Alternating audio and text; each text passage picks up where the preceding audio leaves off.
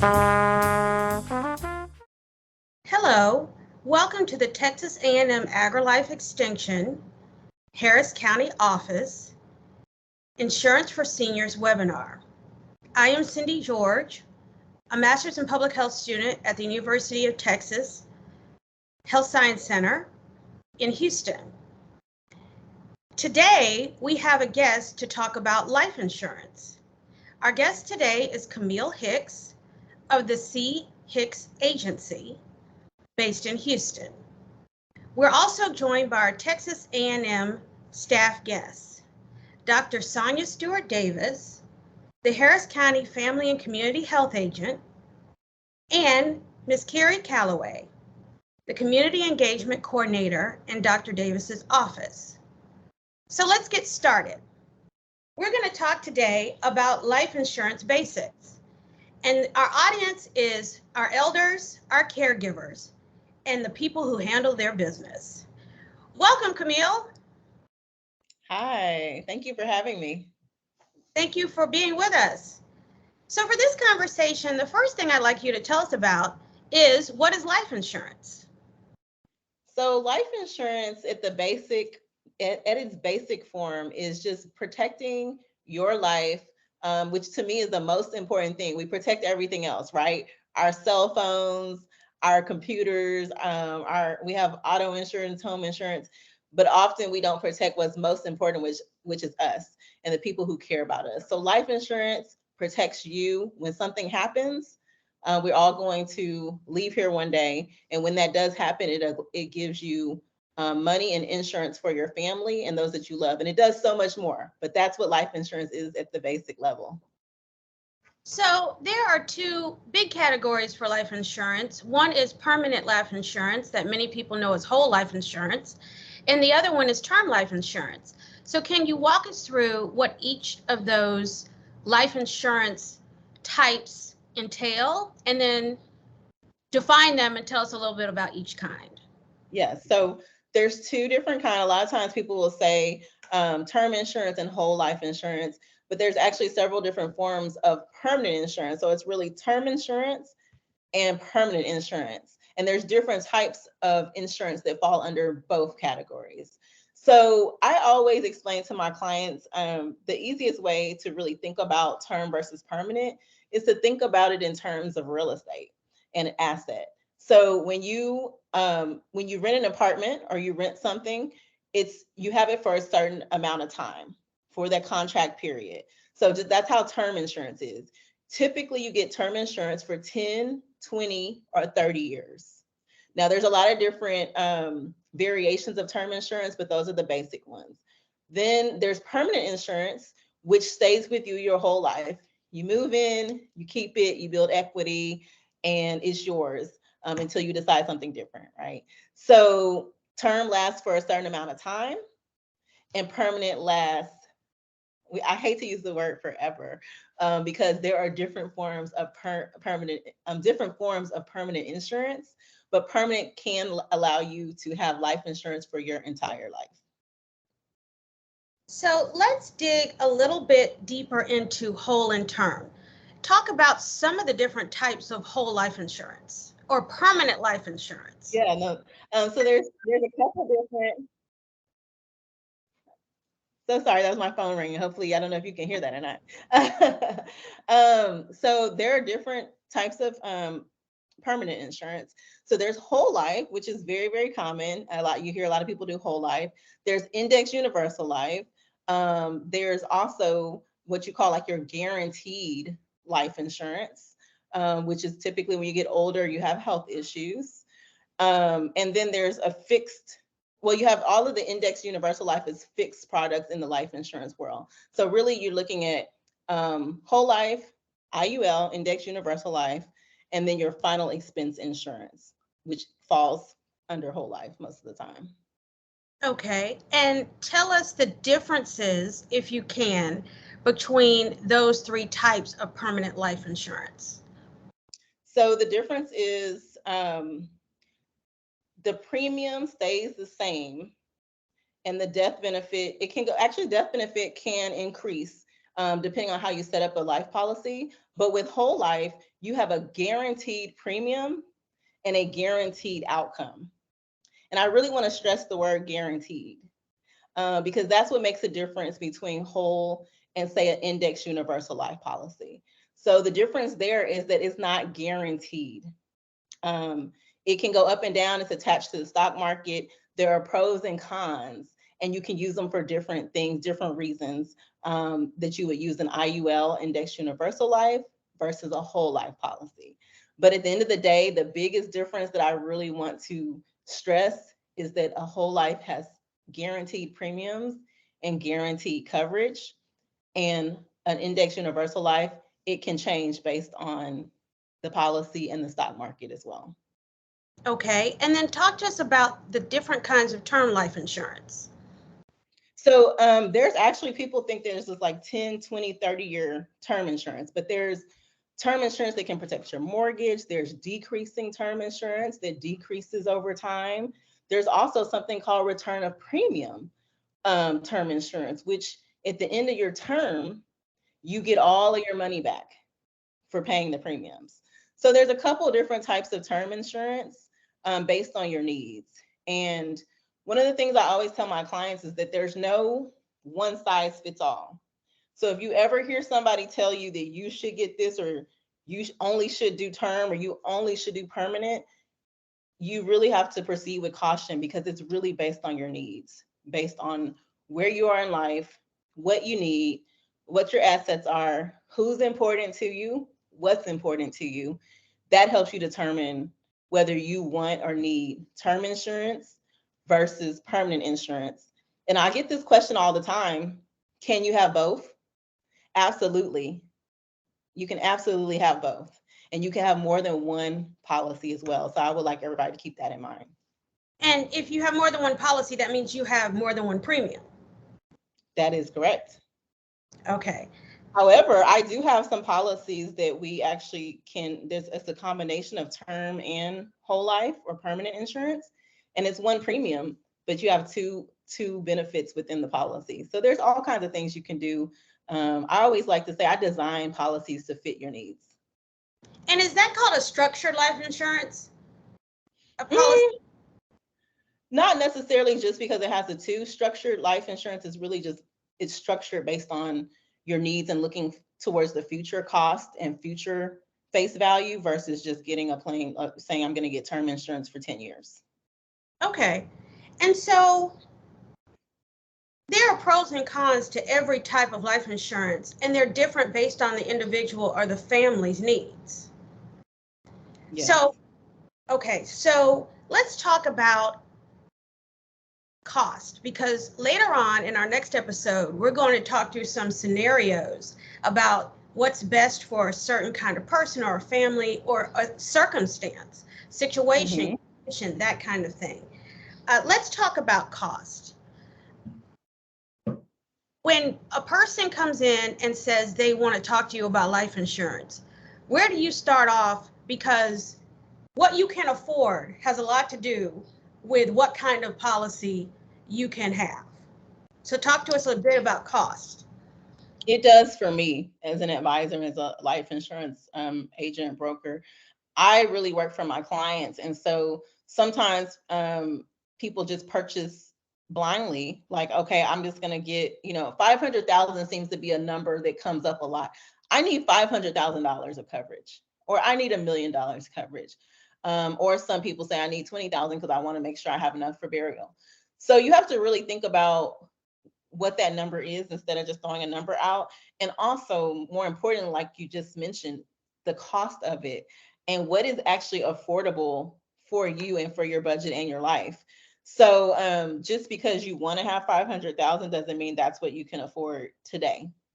And that's okay. So I always look at what is it that you actually can and want to contribute. Because let's be honest, that sometimes we want $500,000 or $1 million and it's going to cost X amount of dollars, but you have so many other things going on that might not be a priority for you at that time to pay, say, $200 a month.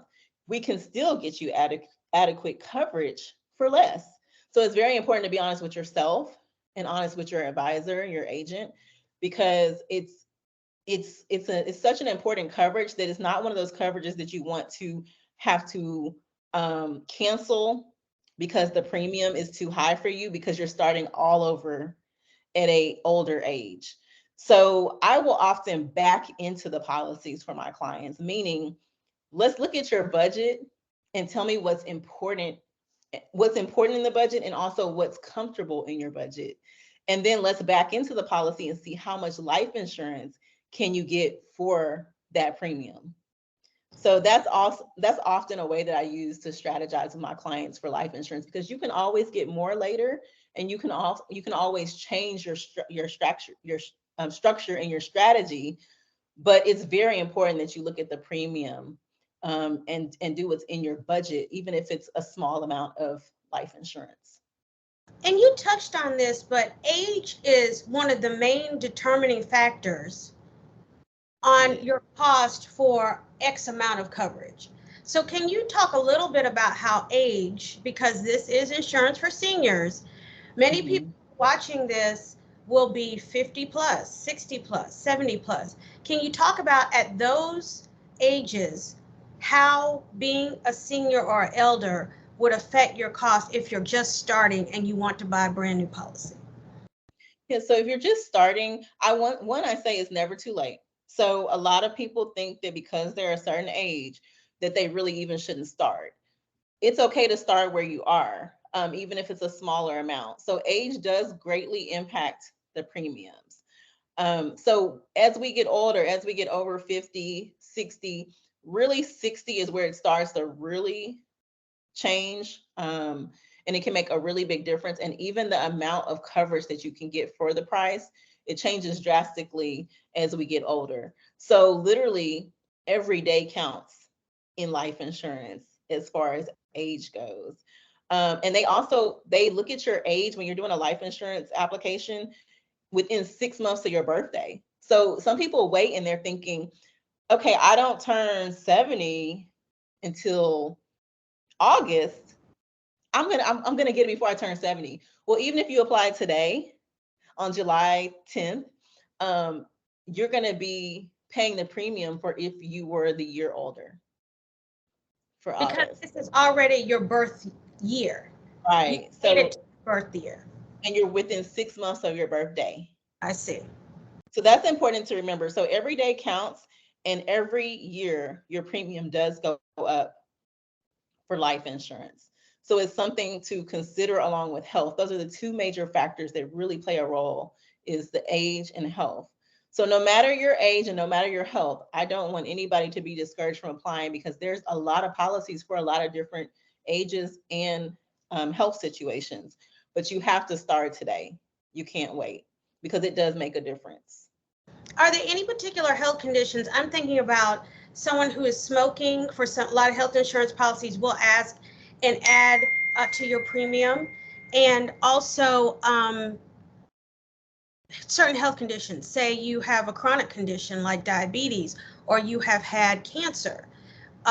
Do those factor into the cost? And do you have to have a physical to get life insurance? Great question. Everything factors in. So a lot of companies are really becoming more, what's the word I'm looking for? They're giving more consideration to more health issues at this point. Smoking is not a problem. Diabetes is not a problem. Cancer is not a problem. What is a problem is when you wait until you have that condition. So I get so many calls that people call me after they've been diagnosed with kidney failure or after they've been diagnosed with cancer. You cannot get a policy at that point. That's what makes it challenging. But if you've already had cancer and you've gone through chemo, or you have diabetes or high blood pressure, or whatever your ailment might be, you can still get coverage. It might cost you more. And they might give you what we call a wait period of 2 years, where if nothing happens within those 2 years, after the 2 years, your full policy goes into effect. But if something were to happen in those first 2 years of the policy, they will just give you your money back, and some will give it back to you with interest, or to your family at that point, or your beneficiary. Wow, so this is another, there are many wrinkles and many details of life insurance, even on a basic level, that we really need to know about. Are there any other factors like where you live, your zip code, your state, that may influence the cost of your life insurance? I wouldn't say that your zip code or state makes a difference. There are a couple states that are a little bit different sometimes. Like New York sometimes is different when it comes to cost or how you write up a policy. Sometimes California and sometimes Florida. But outside of those three states, typically, and even in those states, you can still, it's not that the price, there's a surcharge or anything. It's just that sometimes the application process or a company might be different, based on the state that you live in. So I wouldn't say that location matters so much. One thing I would like everybody to know is that you want to apply for insurance in the state that you reside in. A lot of times seniors, we move around, or you go stay with kids in a different state. You might live one place half the year and another place another half of the year. So it's going to be where you reside, like where your permanent address is that you want to apply for coverage. And you mentioned the physical. I don't know that I addressed that. There sometimes is a physical that has to be taken. It's typically blood and urine. They come to your home, so don't worry about having to go somewhere unless you want to. But there is a basic physical to make sure that the insurance company understands what and who they're insuring. However, after if you're doing like a final expense policy and you're over 50 and you want to get a small amount, a lot of companies are not requiring a physical. You can typically get, I would say, on average, up to 50,000, maybe $30,000 with no physical. And that would be for seniors. Just keep that in mind, because there are other policies where you can get more coverage, 300, 500,000 with no physical. But when we're talking about over the age of 50, typically they go up to around 50,000 with no physical. And no wait period? I'm sorry? And no wait period? No wait period, if depending on your health. Okay. And so I'm thinking, Camille, I'm over 50, but I'm still working. Camille, I'm over 60 and I'm still working, or maybe even older, and I have life insurance at work, and they will give me 1 times my salary at no charge, and then I can buy more multiples of that uh, by payroll deductions sometimes even. Why is that a good idea, and why might it not be a good idea? Great question. I'm glad you brought it up. A lot of people have life insurance on their job, and it's great when you're still working. I say go for it, get it. It is relatively less expensive to have life insurance on your job than it is to have it outside your job. So I definitely always encourage people to get the life insurance on their job. However, I do want you to keep in mind that life insurance is typically term insurance. And it's typically does not go with you, what we call portable. It's not a portable policy. Now, some companies do offer portability, but it's something you want to ask about. You don't want to assume. And I always encourage my clients to get a policy outside of their job in addition to the policy on the job. So that way you have a term policy on the job that doesn't cost you very much. And then you have ownership, full ownership, because remember, we're talking about real estate here, right? You want to have your own asset that's your life insurance that you own and control, that doesn't change no matter who you work for and if you are working. So I suggest a combination of the both. Keep the one on the job because it's a good cause, but get one outside of the job that's a permanent policy that's going to last your lifetime. Gotcha. So we're getting to the end of this episode of Insurance for Seniors. I wanted to ask you if you had any final thoughts about the basics of life insurance that you'd like to share with our viewers. I just want to stress making sure that you find what fits for you, that it's based on what you need, whether it's $10,000 or $1,000,000.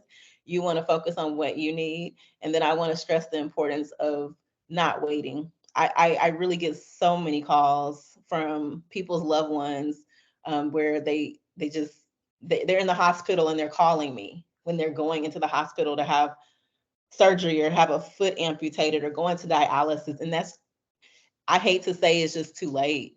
So I just want to stress that today is the day. Don't wait, and to not be concerned with your situation, the money, or your health. Just contact us and let us find the best solution for whatever your situation is. Don't wait. So that's our call to action.